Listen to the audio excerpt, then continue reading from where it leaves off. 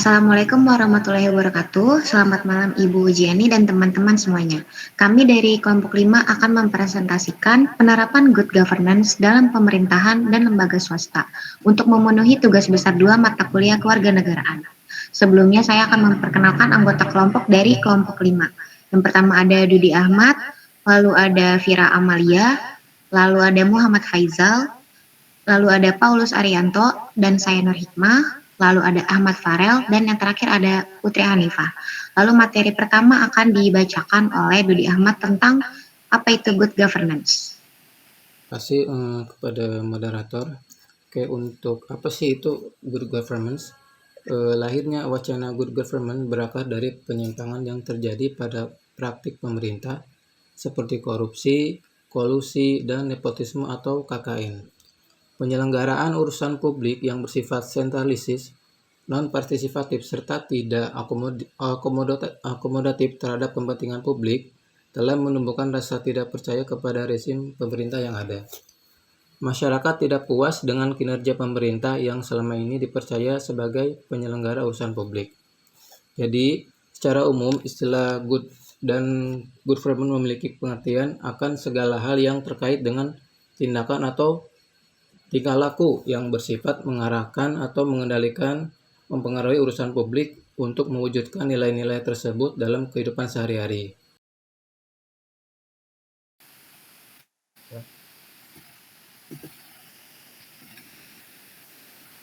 Lalu materi kedua akan disampaikan oleh Kak Vira Amalia.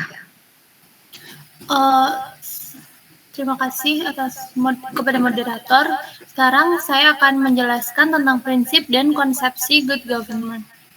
Yang pertama, ada beberapa prinsip good governance menurut UNDP atau United Nations Development Program, yaitu yang pertama ada partisipasi, yaitu setiap warga negara memiliki kesetaraan suara dalam pembuatan kebijakan.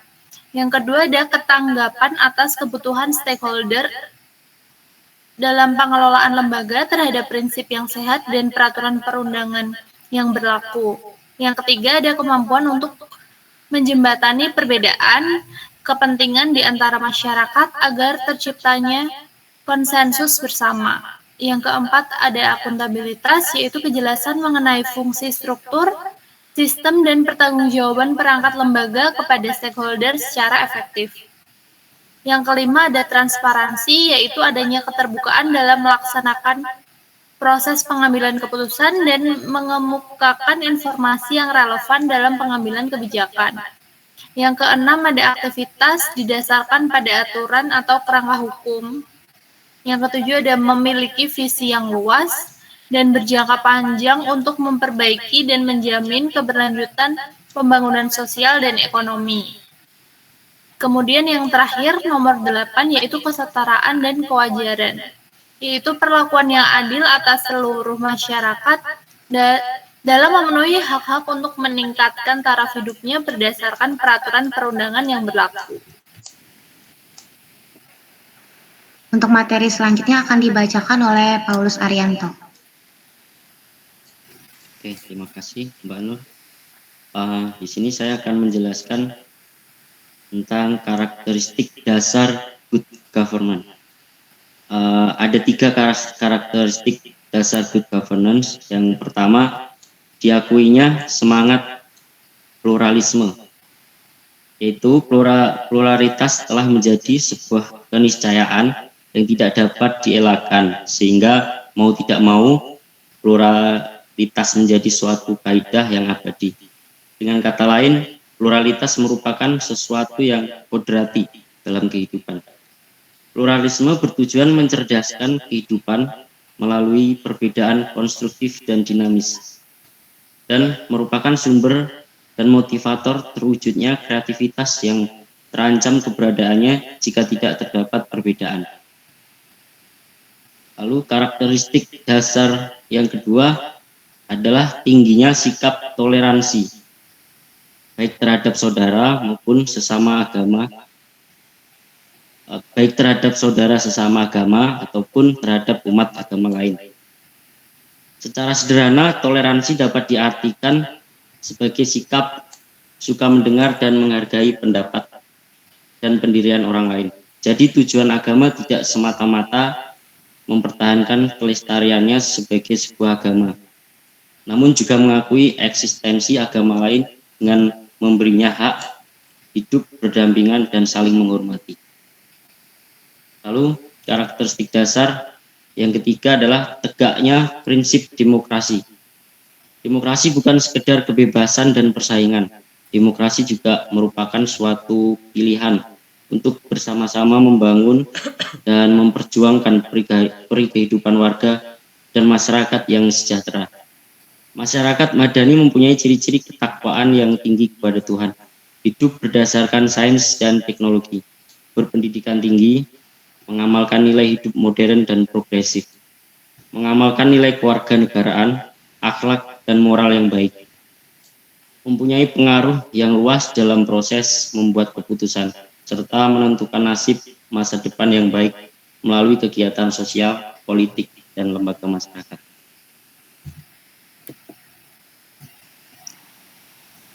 Lalu materi selanjutnya akan dijelaskan oleh Farel Savero. Terima kasih untuk moderator Kak Nur. Oke, kali ini saya akan menjelaskan tentang penerapan prinsip good governance pada sektor publik. Pertama itu, penerapan good governance merupakan kebutuhan mutlak mayoritas rakyat demi terciptanya suatu sistem politik pemerintahan yang lebih berpihak kepada kepentingan rakyat, sesuai dengan prinsip-prinsip demokrasi secara universal. Pelayanan publik merupakan kegiatan yang sangat penting untuk memperhatikan kualitas dan kuantitasnya demi memberikan pelayanan terbaik kepada warga negara. Pada penerapan good governance terhadap pelayanan publik yang diberikan oleh kantor BPJS, maka perlu kita bahas mengenai konsep pelayanan publik itu sendiri. Menurut Kurniawan, pelayanan publik diartikan pemberian pelayanan atau melayani keperluan orang atau masyarakat yang mempunyai kepentingan pada organisasi itu, sesuai dengan aturan pokok dan tata cara yang telah ditetapkan. Dengan demikian, pelayanan publik adalah pemenuhan keinginan dan kebutuhan masyarakat oleh penyelenggara negara. Seperti yang kita ketahui bahwa BPJS Kesehatan merupakan lembaga yang memiliki tugas untuk memberikan jaminan perlindungan kesehatan mendasar bagi seluruh rakyat Indonesia. Maka dari itu, kantor BPJS dituntut untuk bagaimana memberikan pelayanan terbaik dengan mengacu melalui prinsip good governance. Diharapkan BPJS mampu mengoptimalkan nilai organisasi agar memiliki daya saing yang kuat. Prinsip-prinsip good governance yang telah dijelaskan oleh Kak Fira tadi, pertama itu adalah partisipasi, aturan hukum, transparansi, daya tanggap, berorientasi konsensus, berkeadilan, efektivitas, dan eksistensi, bervisi strategis. Penerapan prinsip good governance hendaknya dapat ditetapkan di seluruh sektor pembangunan dengan memperlihatkan agenda kebijakan pemerintah untuk beberapa tahun mendatang yang perlu disesuaikan dan diarahkan kepada yang pertama itu stabilitas moneter, khususnya kurs dolar Amerika Serikat USD hingga mencapai target wajar dan stabilitas harga kebutuhan pokok pada tingkat yang terjangkau. Yang kedua, penanganan dampak krisis moneter, khususnya pengembangan proyek padat karya untuk mengadaptasi pengangguran dan percukupan kebutuhan pangan bagi yang kekurangan. Yang ketiga itu rekapitalisasi perusahaan kecil dan menengah yang sebenarnya sehat dan produktif. Yang keempat, operasional langkah reformasi meliputi kebijaksanaan moneter, sistem perbankan, kebijakan fiskal, dan anggaran serta penyelesaian utang swasta dan restrukturisasi sektorial. Yang kelima, melanjutkan langkah menghadapi era globalisasi khususnya untuk meningkatkan ketahanan dan daya saing ekonomi.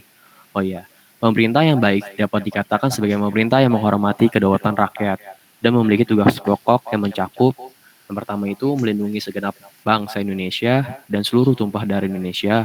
Yang kedua, memajukan kesejahteraan umum. Yang ketiga, ikut melaksanakan ketertiban dunia yang cerdas akan kemerdekaan, perdamaian abadi, dan keadilan sosial. Baik, terima kasih. Selanjutnya materi akan disampaikan oleh Faizal. Terima kasih untuk Anwar selaku moderator. Selanjutnya saya akan menjelaskan slide berikutnya, yaitu tentang penerapan good governance dalam organisasi kepemerintahan akan membantu penerapan good corporation governance atau yang disebut dengan GCG di sektor swasta. Yang pertama, membangun kepedulian dan komitmen. Ya, kita tentunya harus tahu bahwa program yang dilakukan tentunya harus membangun kepedulian sama masyarakat, baik itu rakyat maupun pihak-pihak yang bersangkutan. Dan komitmen yang harus dijalankan harus berkesinambungan dan berjalan secara terus-menerus. Yang kedua, ada pembentukan tim khusus GCG sendiri atau Government Cooperation Governance. Yang ketiga adalah pengkajian kondisi sekarang, kondisi ideal dan arah yang hendak ditempuh, serta program jangka pendek yang bertahap. Yang keempat, perumusan tindak lanjut, pengambilan.